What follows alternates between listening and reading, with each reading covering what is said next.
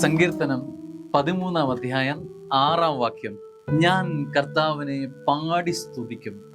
ഞാൻ കർത്താവിനെ പാടി പാടി പാടി സ്തുതിക്കും. ഇത് കാരണം സങ്കീർത്തകൻ പറയുകയാണ്, അവിടുന്ന് എന്നോട് അതിരറ്റ കരുണ കാണിച്ചിരിക്കുന്നു.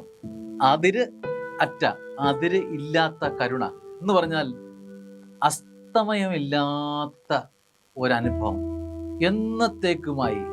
അതാണ് അതിരുകളില്ലാതെ ഒരു വലിയ സ്നേഹം, കരുണ സ്വർഗം എന്നോട് കാണിച്ചിരിക്കുക. അതായത് നിർത്താതെയുള്ള, തോരാതെയുള്ള മഴ പോലെ നിർത്താതെ സ്നേഹം എൻ്റെ ജീവിതത്തിലേക്ക് ഒഴുകിയിറങ്ങുന്നു എന്ന ഒരു കാരണം കൊണ്ട് തന്നെ ഞാൻ അവനെ പാടി സ്തുതിക്കും. എൻ്റെ ജീവിതം മുഴുവൻ അവൻ്റെ കരുണയാൽ ചുറ്റപ്പെട്ടതാണ്.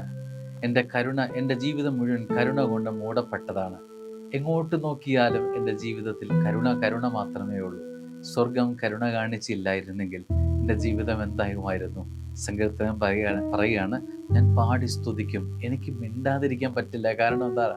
ഞാൻ ഇനി പാട്ട് പാടാൻ പോവുക, സ്തുതിക്കാൻ പോവുക. അതിൻ്റെ കാരണം മറ്റൊന്നല്ല, എൻ്റെ ജീവിതം കരുണയുടെ ജീവിതമാണ്.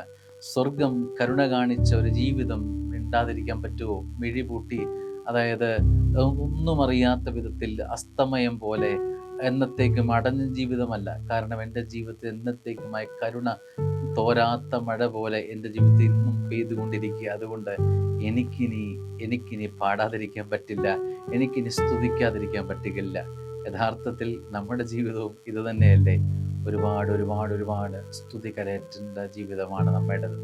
പാടി പാടി പാടി പാടി പാടി ഈശോയെ സ്തുതിക്കേണ്ട ദിവസമാണ് നമ്മുടെ ജീവിതത്തിൽ. കാരണം എന്താ?